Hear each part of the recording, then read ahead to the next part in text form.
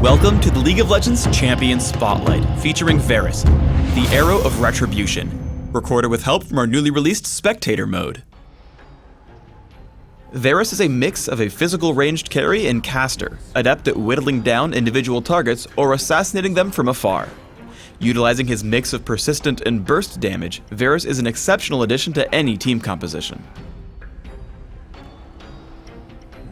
Varus' passive is Living Vengeance. Every time Varus kills a minion or monster, he gains attack speed for a few seconds. If he kills or assists in the kill of an enemy champion, he gains more attack speed for an even longer duration. Piercing Arrow charges up and then fires a powerful shot that damages all enemies it hits in a line, dealing reduced damage as it passes through more targets.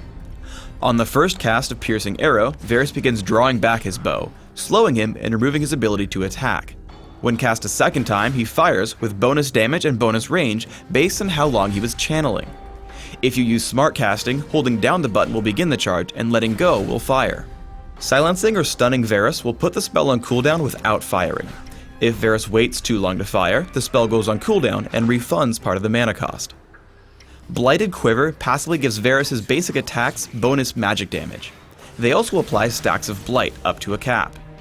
When any of Varus' active abilities hit an enemy, these stacks explode, dealing damage based on the target's maximum health. Hail of Arrows fires arrows into an area, damaging all enemies they hit. For the next few seconds, enemies in that area are slowed and receive reduced healing. Varus' ultimate is Chain of Corruption. Varus fires out a skill shot nuke that damages and roots the first enemy champion it hits. Immediately after, it attempts to spread to other nearby enemy champions, damaging and rooting them as well. Every time Chain of Corruption spreads, it searches again for new targets, but will never hit a champion more than once. Varus functions exceptionally well in mid lane. Taking early points in Piercing Arrow and Blighted Quiver, try to place stacks on your opponents and then trigger them whenever you can. Doing this will let you whittle down your opponent and win the lane. This gameplay also works well in partnered lanes. Fighting against Caitlyn and Kayle, I constantly apply Blight stacks whenever I can, following up with Piercing Arrow. Finally, Caitlyn gets low enough for me to finish the job. I push the minions to their turret, charge up, and snipe Caitlyn for a long-range kill. As you level up, these combos get easier. Once you reach enough Blight stacks, lock your target down with Chain of Corruption and keep attacking. Toss out Hail of Arrows for the slow as soon as the route ends, and finish off your target with a quickly fired Piercing Arrow. With proper vision, Piercing Arrow can steal important kills from your enemies. I walk across Rise trying to kill the Ancient Golem. After dropping a Sight Ward in the brush, I back off and charge Piercing Arrow. Once I see him start to burst it down for the kill, I shoot off the arrow, stealing away the Golem completely out of range for a counterattack. Flash plus Chain of Corruption lets you pick off running enemies. Basic attacks followed by Piercing Arrow pick up a quick kill. Varus is exceptionally fast at killing Baron Nashor or the Dragon. Fire Piercing Arrow immediately after getting 3 Blight stacks. If you time it right, Hail of Arrows can actually trigger 4 stacks. Launch it after reaching 3 and land a basic attack while it's falling. Hail of Arrows will constantly trigger Blight stacks as it hits an enemy, giving you a 4th. In the ensuing teamfight, I resort to hitting the tanks first, but save Chain of Corruption until it can spread. Once Amumu gets pulled away, I target Udyr.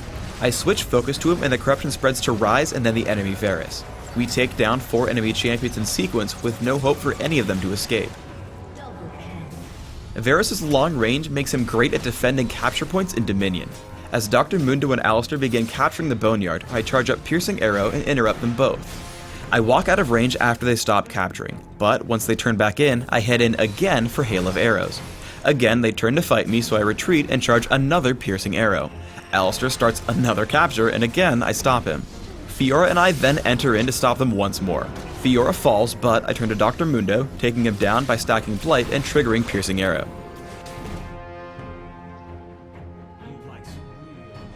As Varus is a physical damage dealer, I focus on amplifying that damage as much as possible.